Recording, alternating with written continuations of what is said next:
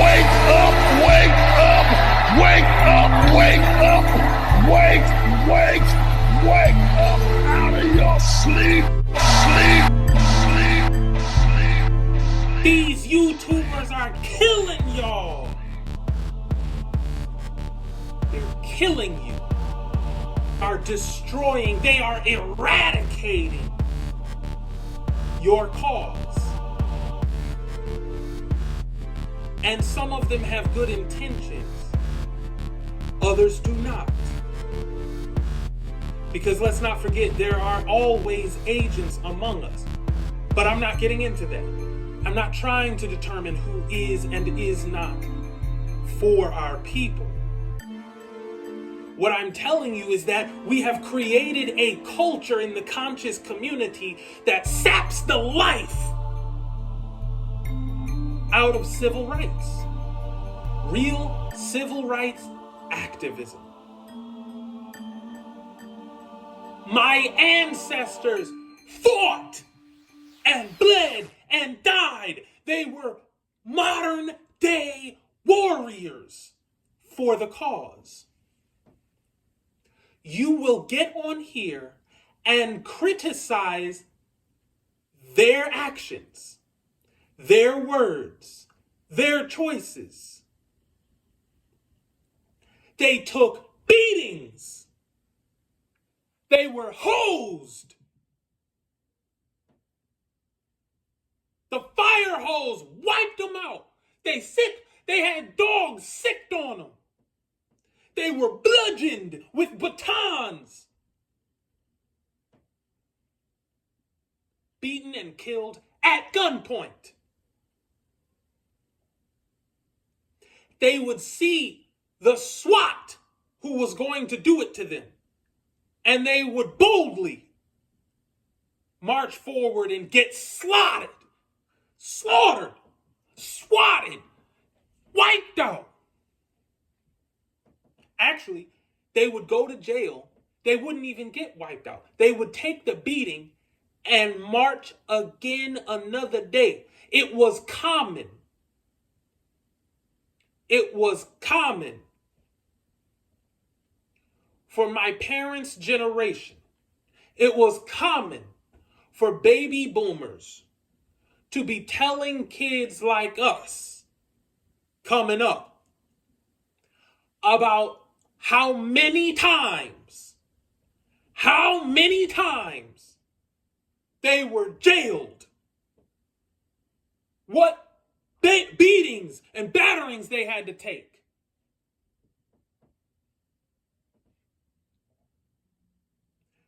Today,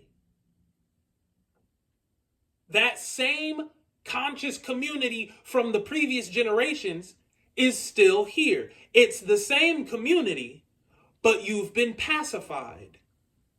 You've been pacified, and there is a very deeply rooted, strong, bulwarking ideological state apparatus in place to reinforce your passiveness.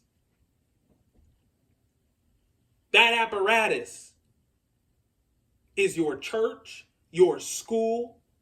And we say this all the time. We talk about those things. But what we don't add to the list is your YouTubers. The conscious community has taken to YouTube and by storm, mind you. We have no shortage of content creators. None. We have no shortage.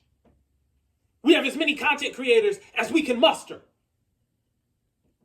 Any one of us at any given moment will pick up a camera. That's what we do. And to inform the public is a civil service, and I'm grateful for it. We should all be grateful for it. I am glad that someone would take the time to do exactly that. It's much needed, absolutely, 1010%. But also, they have you not just subscribing, but paying money for more content. They hold information hostage and tell you everything I'm already telling you for free. You can get more of this information if you pay me over here.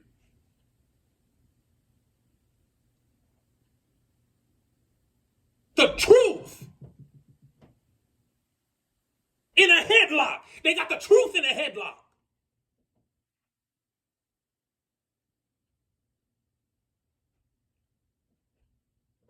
They gonna pigeonhole you for the truth. And what's worse than that is you will pay for that. But you are not galvanized. You are not moved when someone's ready to do something that solves our problem. See, we're experiencing an identity crisis right now. The Negro has an identity crisis right now. You understand that, right? The Negro has an identity crisis right now. We're in a situation where black people call themselves all types of stuff. We identify with all kinds of ethnic origins and histories. We identify with all types of cultures, and we're all arguing amongst each other about what it even is. Somebody comes forward and produces more receipts than another, and then that convinces a large swath of us to go in that direction because we believe we are seeing a lot more evidence to support this claim. And we realize, you know what, actually, I think this is the real narrative of my people. I think that we've been duped. I think that the ideological state apparatus has been put in place specifically to keep me under control, to pacify me, to keep me from getting what is owed to me because the debt is large and they don't want to pay. But the reality is, when it's time to do something about it, you are quicker to support more content than to support the cause. Where is your zeal, your eagerness, your readiness to go and get federal recognition for the histories of Native American cultures as reflecting Negro Indians? Hey y'all, first of all, like and subscribe to the channel, but also Unehiya is recruiting, and if you don't know what Unehiya is, we're a grassroots activist group lobbying Congress to amend a bill to require education and research to acknowledge the Negro origins of Aboriginal groups of North America. If any of you have it to give, please support the campaign using the QR code on your screen, join the campaign with a donation, and if you have the time, you can even join our staff to help guide the organization, not just for this campaign, but also future endeavors. Don't speak about it, be about it. Let's go. The Abo community in North America, South America, every Abo community needs to be looking backward and expecting to find this color. This color. Facts! There is no in between. There is no in between. And not because we all came from Africa, right? Not because we all came from Africa, but you already know what I'm telling you. You already know what I'm telling you. Some of you have done your genealogy. Some of you have done fine work. You have traced your bloodlines. You know who grandma came from. You know who grandpa came from. Big mama was this tribe, and I know for a fact because I have the receipts on my own family. Can't nobody tell me nothing. I know where this land came from. I know where this certificate came from. I know why we got them papers put on us. I know why they called us colored and when they started calling us that. You already did all that research. You already know who in your bloodlines was enslaved and who wasn't. You already know. You already know. You already know. So my point is this. There is an entire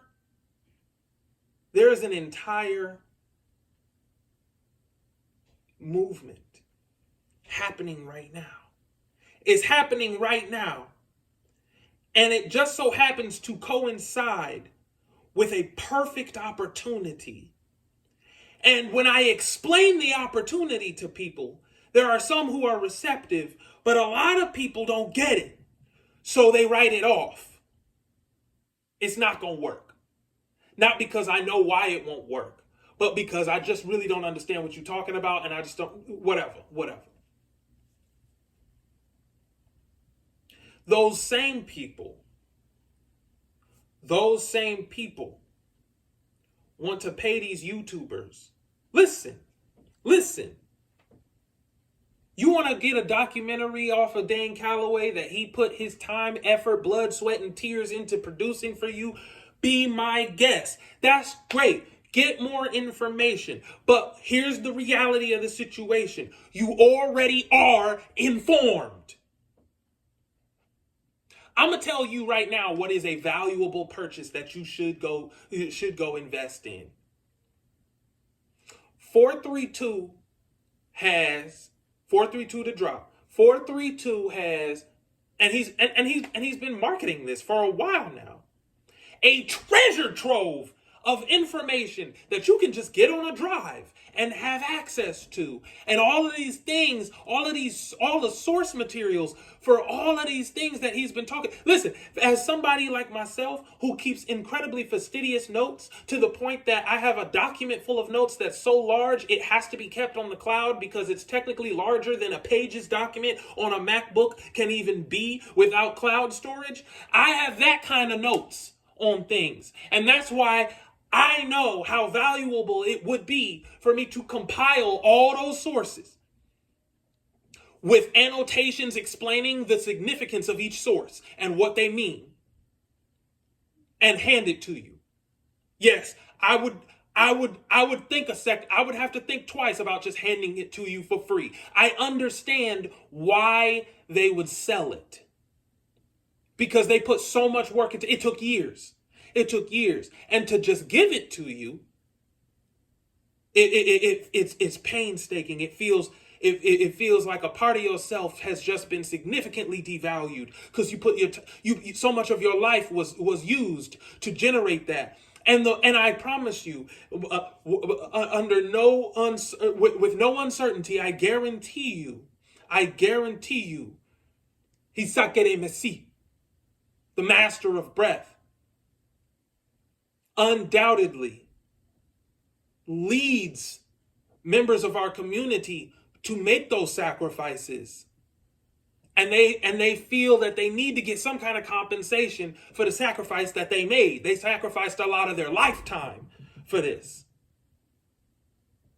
And so what happens is you then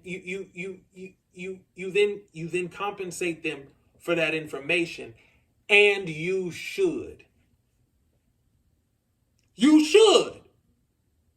I ain't playing. Yeah, listen, it's all gravy. I get it. And there's nothing wrong with that. But if you would make that investment, then it shows that you're passionate about this. You know what's up. And you are not willing to just let the okie doke continue. So if I would like to believe if you knew that there was a way to get up off your couch and march 3 feet to the left to your computer and do something that made a difference with actually an even smaller investment in some cases, you would do it.